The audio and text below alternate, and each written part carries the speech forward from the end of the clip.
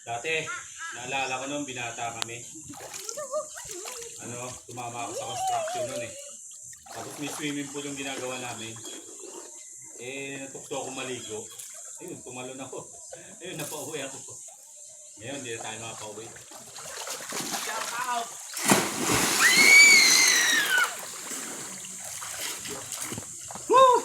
Dad, you upset.